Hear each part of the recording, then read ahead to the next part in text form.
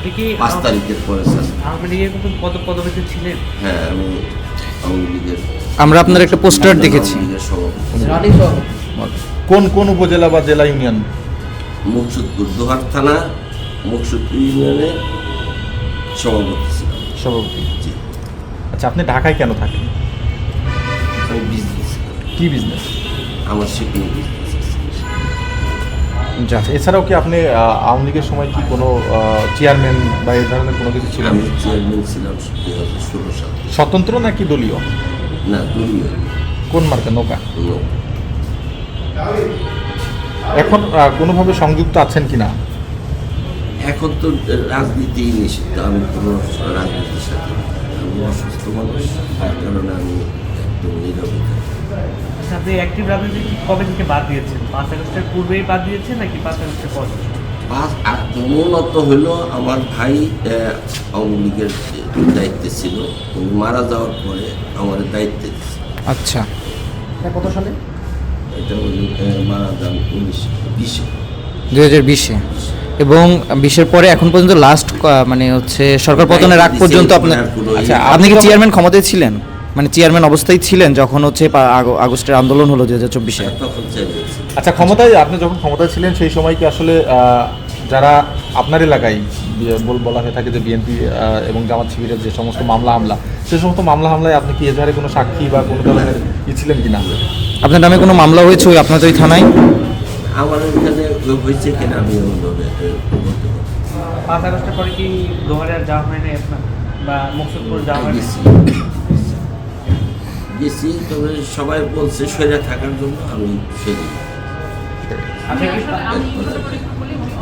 আচ্ছা, আরেকটু কথা জিজ্ঞাসা। আপু, একটু মিনিট। আচ্ছা, আপনি এখানে কিভাবে আসলেন? এই মূল ঘটনা মানে এখানে কিভাবে এখানে আসা হলো? এখানে আসছি, আমার মেয়ের বাচ্চা আছে, ওর একটা প্রোগ্রাম করবো জন্মদিনে, তো ওখানে একটু ইভেন্ট ম্যানেজমেন্টের কথা বলতে আসছি, আমি ওদের সাথে আসছি। এই যে এই ভাইদের সাথে কিভাবে দেখা হলো? আমরা জুরাইন যাব, আমি আর আমার বড় মেয়ে রিক্সার জন্য অপেক্ষা করতেছিলাম।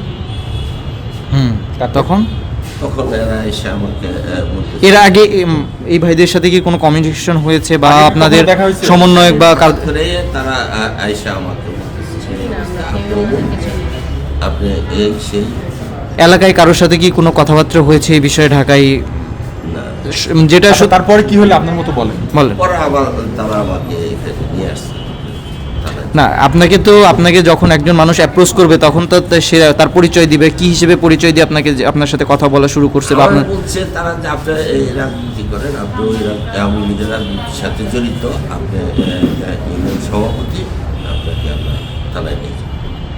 আচ্ছা, আমরা দেখছি আপনি সাবেক স্বরাষ্ট্রমন্ত্রী আসাদুজ্জামান খান তার সাথে ছবি তুলেছেন। আসলে একজন ইউনিয়ন চেয়ারম্যান হয়ে এই পর্যায়ের মানুষের সাথে দেখা করা সম্ভব কি? উনি আমাদের ওখানে একই ইউনিয়নে বাড়ি।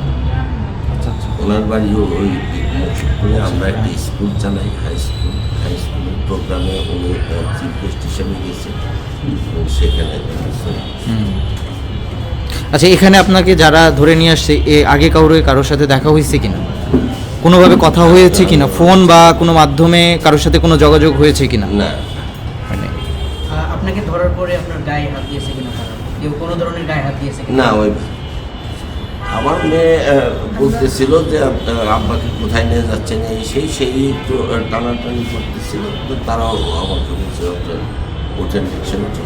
এর আগে কি এরকম কোনো সিচুয়েশনে পড়তে হয়েছে বা এরকম পড়তে হয়নি, এটাই ফার্স্ট?